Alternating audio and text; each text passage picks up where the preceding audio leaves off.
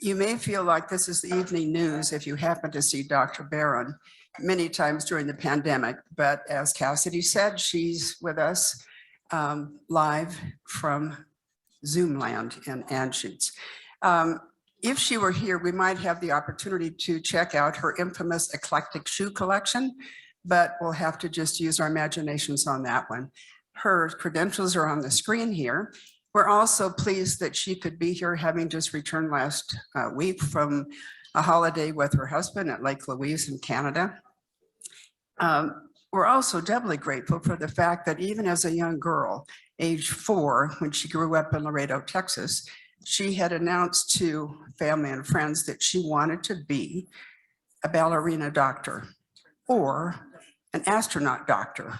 Well, I think she must have changed because she comes to us as a senior medical director for infection prevention and control using health in Anschutz.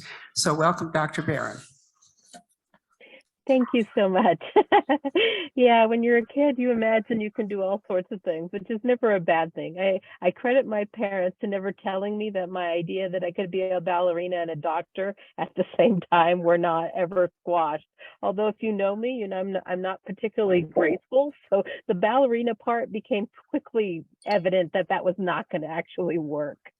I am going to share my screen. And hopefully this will not, hopefully, okay, let me just get the,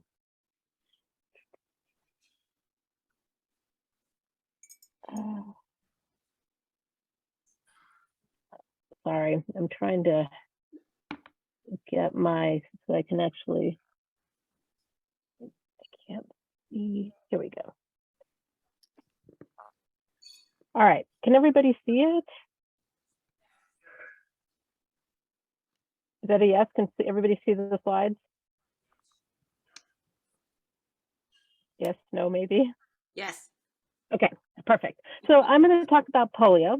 It is not obviously a new topic, but I think it's something that's been in the news. And I think it's I was saying it's really a great opportunity for me to think something that I haven't thought about in a very long time. World Polio Day, as I already mentioned, is October 24th. And I don't know that everybody knows this, but that the reason World Polio Day was chosen for that day is that it commemorates the birthday of Jonas Salk. Jonas Salk is one of the leaders that actually developed one of the first polio vaccines that was started testing in 1953. And I think it actually makes a lot of good sense in terms of the why, and it's a testament to the fact that we've been working on this for a very long time. I'm going to start with the case presentation only because I think it's what sort of put this back on the map in terms of, in the United States specifically, of us thinking about polio again. On July 18th of 2022, the New York State Health Department notified the CDC that they had detected poliovirus type 2, and we'll talk about the different types of polio in a few minutes, in an unvaccinated immunocompetent adult. And he had actually developed pretty classic signs of poliomyelitis. He had weakness in his extremities, which was why they first thought about whether or not this should even be on their diagnostic list of things to test for. He started with pretty classic symptoms for polio: fever, neck stiffness, gastrointestinal symptoms. Often they'll have some abdominal cramping. You can have diarrhea. And then he quickly developed the limb weakness. He got hospitalized, and that's when they actually detected the vaccine-derived poliovirus type 2 in the stool specimens, day 11 and 12 after initial onset. And again, I will go a little bit into more detail as to what all the vaccine-derived polio versus wild type, all those things in a minute. When they sent the specimens to CDC, they used a technology called reverse transcriptase PCR. And that allows us to be able to quickly determine what pathogen might be causing the infection, or what the, and these are like, they're very specific to very specific things. They basically, it's a copying tool. And so if you have the beginning and the end that is the right thing, they're able to copy the sequence, and then they can look at the sequence. What's interesting is that when they were actually did full sequencing on this, what the virus that they detected, it had changed. So Sabin 2 vaccine strain, so Salk and Sabin are the two people that were introduced polio vaccines, and there's an oral and there's an intramuscular one. The changes in the region of the protein suggest that even though, and again, I'll talk about this a little bit more, the vaccine strain changed in that person when they got exposed to it. It made some changes that probably allowed the virus to actually activate and cause disease. And when we talk about this a little bit more, you'll see that a humongous amount of efforts have been made towards polio eradication, and a lot of those have been extremely successful, and a lot of them funded in part by Rotary International. So I think that I don't want to in any way take away from that, but there's also still a lot of challenges with this because it's a really smart virus. When you look at how the health department and how a lot of the epidemiology work goes, what they do is they start to map this out in terms of when does this person get sick, when is the time frame in which we might think that this person might have been exposed, what's the time frame we think they could have exposed people, and then they also had the ability to look at wastewater. And wastewater is exactly what you think it is. It's the water that goes through our septic systems and goes into a repository. And you can actually, this is not a new technology. Technology has been used for this to detect all sorts of different organisms, viruses, bacteria, for a long time. And it's been a focus of effort that's been looked at during COVID. And so since COVID was something that's been looked at for a while, they actually had ability to find that wastewater and see if they could actually find it as well. So what you're looking here on this graph is a timeline, days relative to symptom onset. So this blue bar is the time frame based on the natural history of this infection that we know that the patient probably got exposed. We knew he had attended a large gathering 8 days before the onset of his symptoms, and possibly he could have been exposed there, although again, we may not know. One of the challenges with a lot of viruses is that not everyone gets sick, so you could potentially be spreading this unknowingly without actually having full onset of symptoms. This is the time frame in which this person potentially could have spread polio through respiratory secretions. And the lighter blue is how long, and this again gives you an appreciation of how long someone can be infectious. So usually within 48 hours or 2 days prior to onset of symptoms, up to 42 days, someone can potentially shed polio virus in their stool. And then depending on the level of hygiene available or situations in which they may be in, the vulnerable hosts then could potentially contract it. The black dots and the triangles represents looking at the wastewater and seeing if they could detect polio virus, and then if they could detect polio virus in the wastewater, was it the same as this individual who then developed symptoms? And they could do that by sequencing it. And then also, as I said, his had a unique 10 changes that were unique to this individual. And so when you go back, you can actually see in time up to 25 days before the person was in the exposure window, they were able to find the virus that was genetically linked. And the question in the chat about was this person vaccinated? The answer is no. So the person had not been vaccinated. He was in his 20s, and luckily didn't have an underlying issue with his immune system, but still had the impact of polio. And I think what certainly raised alarm for most people in infectious disease world was, again, that they could find this particular person's genetic sequence going back some time, and then they kept looking to see were there other cases or other things that they needed to do. So we'll go into, again, a little bit more detail, but this is why this came into the news cycle, mainly because, again, finding in the wastewater and knowing that somebody had gotten sick from it meant there might be others that were potentially either vulnerable or that we might see more cases. And it's not, again, something that immediately go to everybody's mind. So a little background. Polioviruses are in the genus Enterovirus, and entero being in Latin, meaning hopefully you'll think about it as like oral. And so when we think of enteroviruses, there's lots of them, and they're a family, but polio is one of them. They're non-enveloped viruses. They're RNA. Non-enveloped viruses, unlike which is when you look on the electron microscopy, doesn't have something that circles it, are often easier to kill. The good news with them in general is that they don't survive outside the host. Unfortunately, obviously, they can still be very infectious. You can kill them pretty easily with all sorts of different methodologies. Polio has 3 serotypes, 1, 2, and 3. And when I say they have minimal heterotypic immunity between them, what that means is if you get infected with serotype 1, that it's not similar enough to be able to say that then you're protected against strains 2 and 3. So you're dealing with the same virus, but you're actually dealing with 3 different types that are, again, different enough that your immune system doesn't recognize them, and so doesn't offer you a level of protection against them. The virus typically enters through your mouth, and then it actually multiplies in your oral and gastrointestinal tract. You can actually secrete it in your nasopharyngeal secretions for 1 to 2 weeks, and in the stools for 3 to 6 weeks. And this is even in people that are asymptomatic. And this is how it gets spread so rapidly, especially in areas where hygiene is not necessarily as available as it might be in other places.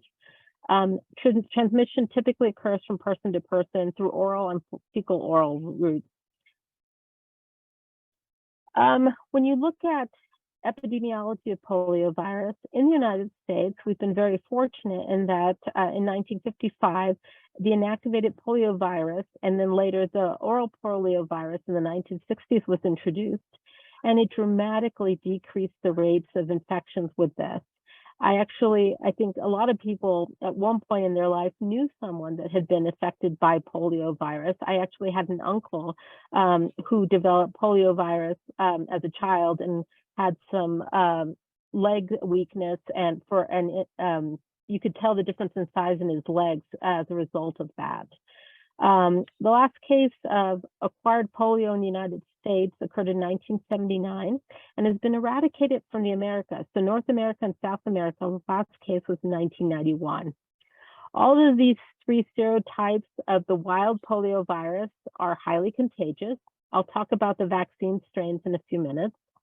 In the world, Afghanistan and Pakistan are still thought to have endemic disease. And that means that there's enough virus that circulates in the environment that you are potentially at risk for acquiring it. And it's not just in pockets of certain communities or at certain times of the year.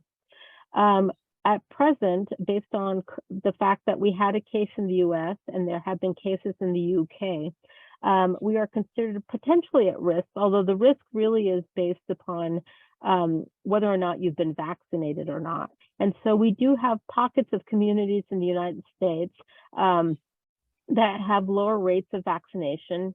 And in the New York case, Rockland County and Orange County, where this occurred, the rates of immunizations, when you look at all childhood immunizations and also specifically at at polio, forgive me, I talk too much about COVID normally, but for polio vaccines as well, there was somewhere between 65 to 74% uptake in the community. So this person getting sick in this community was not perhaps as surprising as it would have been in maybe a more highly vaccinated population. This is the global wild case, WPV1 is the wild poliovirus 1 cases, and the BDPV is the vaccine-derived polio cases. So I'll talk about the vaccines in a second, but just again, so you have the differences in terms. Wild type is the original strain that circulates, and that's what you can, and is endemic in Afghanistan and Pakistan. Vaccine-derived cases occur when you take the oral virus. So the oral polio virus vaccine uses the polio virus, and they do something what we call attenuation. And so basically it's a live virus, but then it takes away its ability in theory to truly infect people, but it has the ability to change. And so even though in theory it shouldn't infect people, it can, and it does. And that's one of the things that they recognize. And when you see all the green dots on this map, most of those are associated with vaccine-derived poliovirus cases. When you look at clinical presentation, most poliovirus infections are asymptomatic, which is, again, a challenge in terms of controlling the disease, especially if people aren't getting sick and they don't necessarily feel compelled to always get vaccinated, because then they don't, why get something if I'm not going to even get sick from it? About a quarter of people get minor illness with recovery. But this is where we obviously have the challenges, is that 1 in 200 to 1 in 2,000 infections in unvaccinated people will develop paralysis. The paralysis can affect one or several limbs. It can cause quadriplegia, it can cause respiratory failure, rarely it can cause death. In the 1950s and 60s, some of you might recall the use of things called iron lungs, and it was in an effort to try and keep people alive that had respiratory failure associated with their disease. And the mortality was actually at that time pretty high if you developed that. Unfortunately, many people have long-term effects, and they call this post-polio syndrome, where they continue to have weakness or paralysis and can sometimes even occur many years after the actual onset of things. Adults with paralysis tend to have a worse prognosis than children. When we have a diagnosis, typically you have to get a stool specimen, and you can actually find this even way into disease. In the case of our patient, they detected it a couple of weeks after he started to have symptoms. You can actually detect it up to 60 days. So it's very helpful once we have that sort of suspicion that that's what it is, to do PCR tests. In the early phase of it is when respiratory specimens can potentially cause this. And so during that time frame is when you can use that as a specimen. We rarely detect it in blood or cerebral spinal fluid, but we can do that. We primarily use PCR, but you can culture. And now we do have technology to be able to look and say, is this wild type polio vaccine, vaccine-derived polio vaccine, or is it just the vaccine, and which strain it is, the Sabin versus the Salk?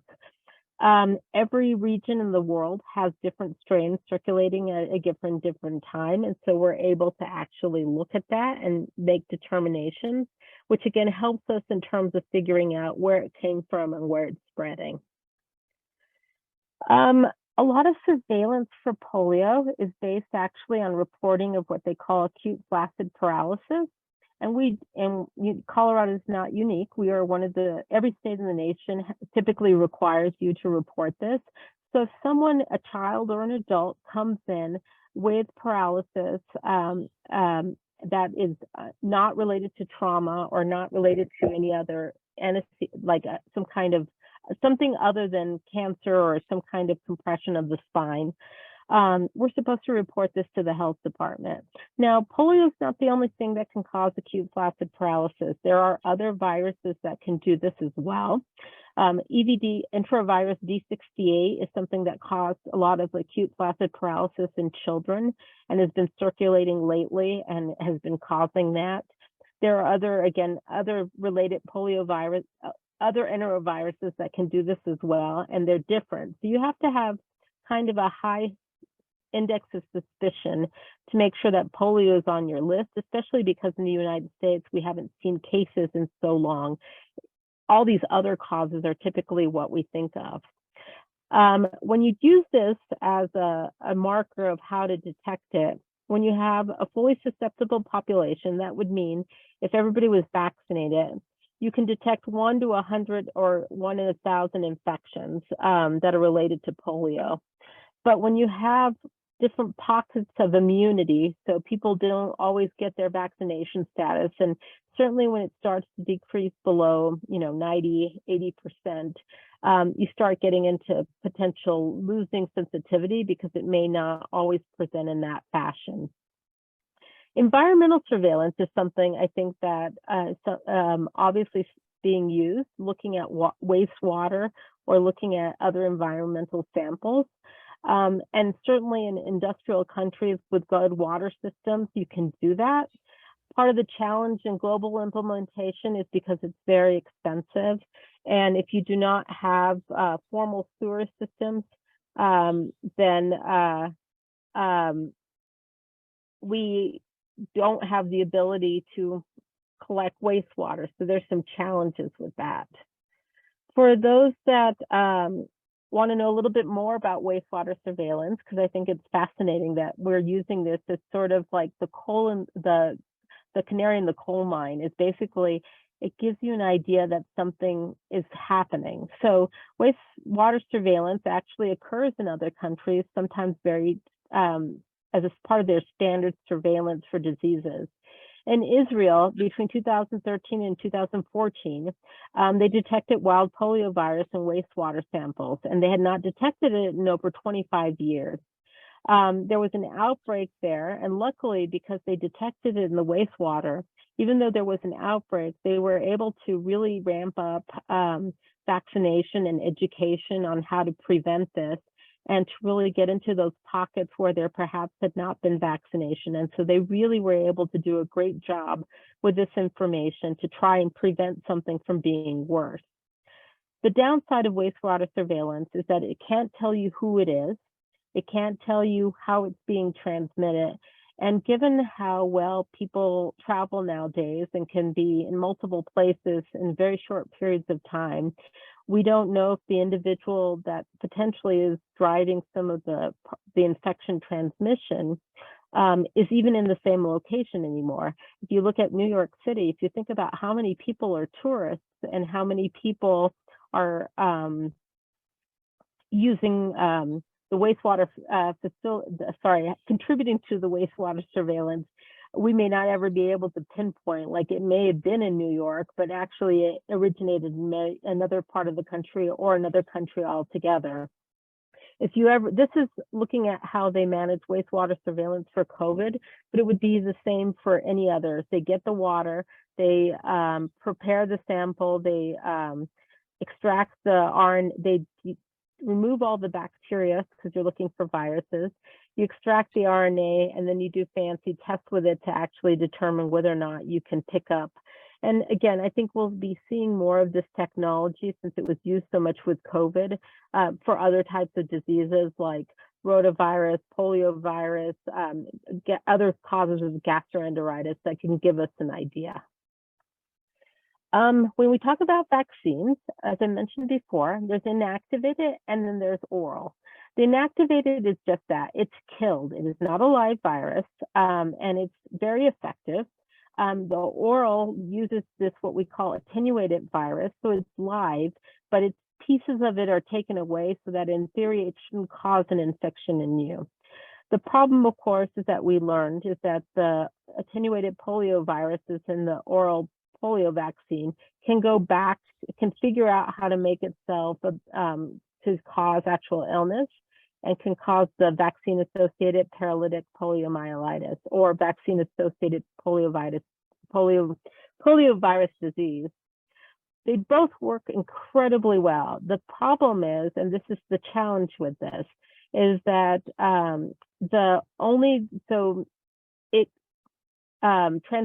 when you get infected, it goes into your oral and gastrointestinal tracts.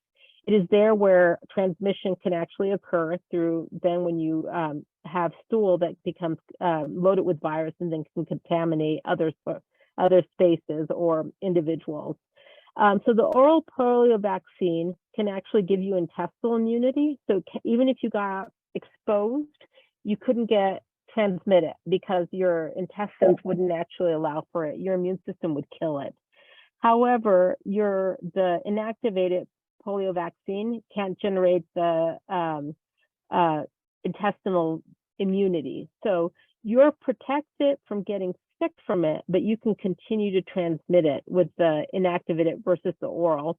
But if you get the oral, there's risk that the oral strain can make itself able to transmit again. And so this is really complicated. So it's still a big testament that most of the time we do okay. But obviously, the fact that the vaccine can sometimes cause the infection leads to a lot of people not necessarily wanting to get the vaccine. When you get the vaccination with the inactivated polio vaccine, it prevents paralysis. And so I think that lately, a lot of the thoughts on how do we manage this is, if we can't completely eradicate it, how do we at least keep it from causing the most harm? There is a new vaccine. It's called the novel oral polio vaccine 2, was improved.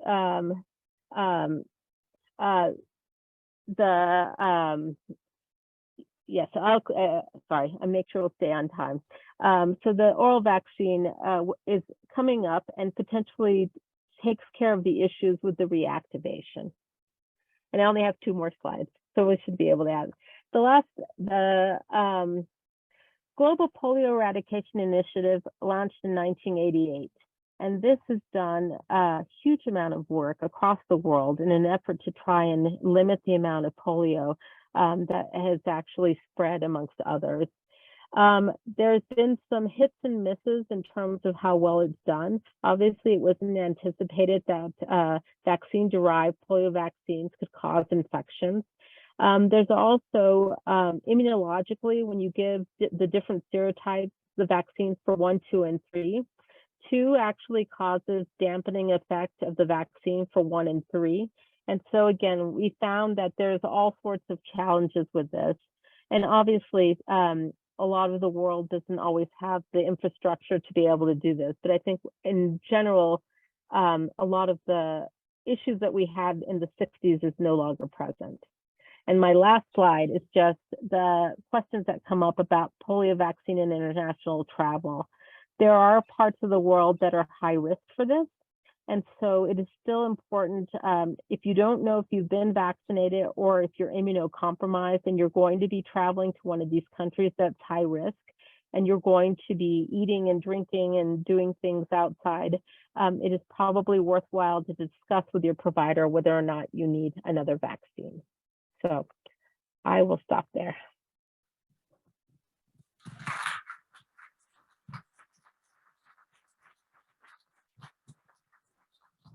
Thank you so much, Dr. Barron. I think we probably have some questions. Are there any questions in the room?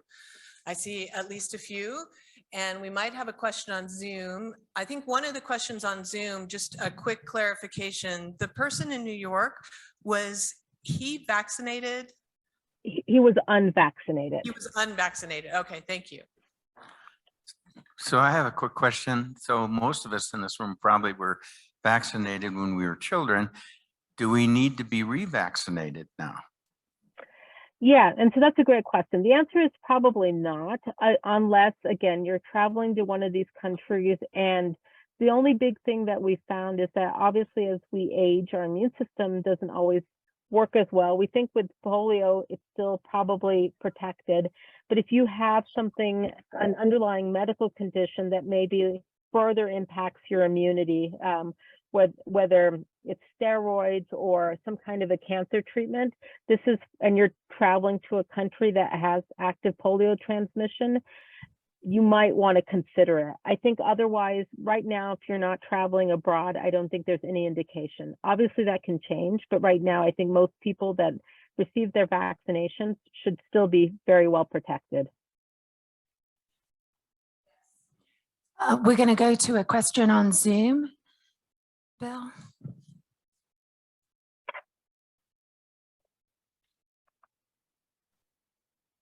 If you'd like to unmute yourself and ask your question.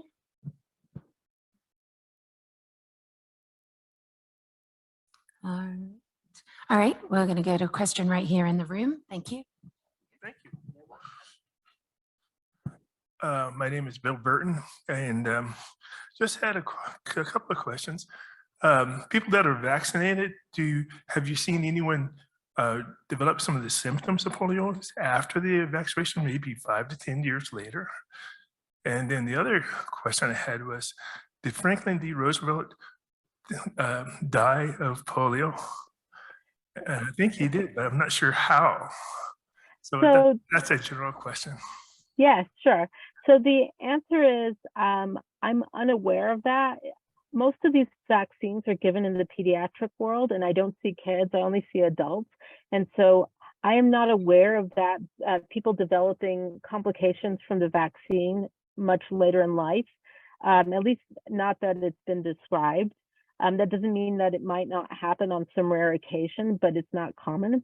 And with your question to FDR, so a lot of deaths attributed to polio, there's obviously the more acute where people immediately die or die from early complications.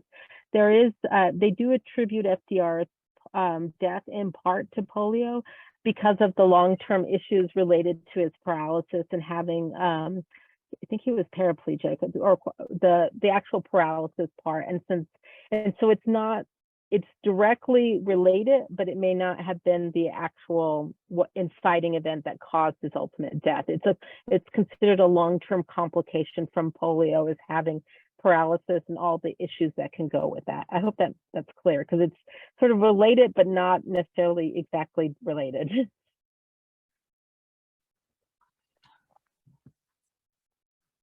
Yes, I'm Gary Kahn. How are you? We're wondering what your assessment is at this time of Rotary's attempt to eradicate polio, and if did we go backwards with this recent events in New York, et cetera, and how does this whole picture now evolve in your mind? I think it brings attention sort of globally to our efforts for prevention. And I think that's where there's a lot of work in this arena from Rotary, from Bill Gates Foundation. And I think it's still so crucial. I think what we saw in New York is sort of a wake-up call that we need to remember that a lot of these vaccine preventable diseases like polio, measles, mumps can resurge if we don't make sure that we continue with those regular vaccination efforts. And unfortunately, I feel like in the last 2 years with COVID, there's been so much politicization of vaccines that they all get lumped together, and there's more skepticism, there's more concerns about the science behind vaccinations. And again, I think what we see, and what happened in New York might have been an isolated incident, but I think from a public health arena, in terms of our initiatives, we still need to continue to say, look, this can happen. This was a healthy 20-something-year-old who ended up with polio that could have been prevented. And so I think our efforts for eradication and for just making sure people are getting good information on basic vaccines, you could argue COVID and flu and all those sort of separate, but for us to maintain the health of our population against measles, mumps, rubella, polio, all things we considered old world infections, they're here. If we lose that population immunity, we're all vulnerable. A question which may be a no-brainer. My good friend Donna contracted polio as a child. Her siblings did not. Given the contagious nature, how was it that she and not others in the household were impacted? Well, and it's, as I mentioned at the sort of, when I was talking about clinical presentation, a lot of people are asymptomatic. So it's certainly possible that they did contract it and they just didn't get sick. And she unfortunately was the member of the household that actually had full-blown polio. And again, that's the challenge, right? That's the challenge with a lot of viruses, is that people can spread them unknowingly because they don't feel sick. And why is it that they don't feel sick? I don't know. I wish I knew, because we would love to be able to harness that thing that makes those people not get sick and pass it on to everybody else, but I don't have that magic. Michelle, I'm Valerie Lippitz, and I want to thank you so much for this excellent presentation. I'm just going to, FDR died of a stroke. He had terribly badly uncontrolled hypertension. So, and you've already spoken to all of this, as did Gary, but we've noticed a lot of concern about the people not getting vaccinated for many diseases, and this outbreak of polio in New York was just the beginning, which is pretty frightening. And so I think we should all continue our efforts to make sure that we advocate for vaccination. You've already spoken to the fact that Rotary's been involved for quite some time in the eradication of polio, and we care so much about that, that in your honor, Michelle, we want to donate 100 doses of polio vaccine in your name. Thank you so much. Thank you so much. I can't tell you how wonderful that is, and that's like the best thing you could have ever done for me. It's like 100 cases of prevention. Amazing. Thank you so much. Thank you, Dr. Barron. It's such an honor to have you with us today. Thank you so much for going through this with such detail to an audience who really cares about polio. It was kind of you. Thank you. Thank you very much. A hand of